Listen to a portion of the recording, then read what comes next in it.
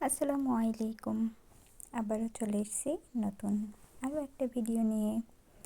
আজকে আপনাদেরকে দেখাবো হ্যান্ডমেড চুড়ি কিভাবে এক সেট চুড়ি বানাতে হয় থাকছে আজকের ভিডিওতে। আমি এখানে দুইটি ভিন্ন রঙের সুতা নিয়ে নিয়েছি, পার্পল এবং কালো। প্রথমে আমি কালো রঙের সুতা দিয়ে সম্পূর্ণ চুড়িটি জড়িয়ে নিব। এগুলাকে ক্রোচেট বল সুতা বলে এবং এই চুড়ির বেসগুলা আপনি যে কোনো সুতার দোকানে এগুলো পেয়ে যাবেন। আমার সম্পূর্ণ চুড়ি জড়ানো হয়ে গেছে। এখন আমি এই কালো চুড়ির উপরে পার্পল কালারের সুতা দিয়ে ডিজাইন করতেছি। আমি এখানে ব্যবহার করেছি ফেভিকলের এমআর গ্লু। পার্পল কালারের চুড়ির বেজে আমি সুতা জড়িয়ে নিয়েছি, সেটার ভিডিওতে দেখানো হয়নি। এখন গ্লু দিয়ে স্টোনগুলো আমি চুড়ির উপরে খুব সুন্দর করে সেট করে নিচ্ছি।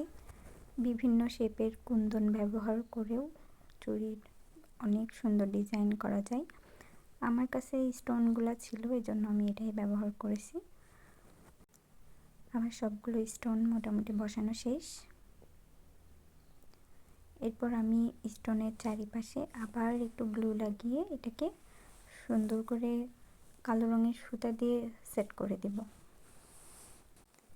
আমি ছোট ছোট টুকরা করে সুতাগুলো কেটে নিয়েছি। এরপর প্রত্যেকটা স্টোনের পাশে এগুলা সেট করে দিয়েছি।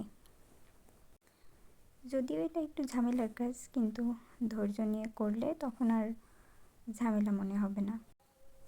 এখানে আমি চুড়ির বেজ হিসাবে ব্যবহার করেছি নয়তার সুতা এবং কালো রঙের চুড়িতে বেজ হিসাবে ব্যবহার করেছি ক্রোচেট বল সুতা।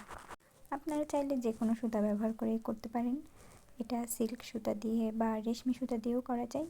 এই যে আমার চুড়ির ফাইনাল লুক।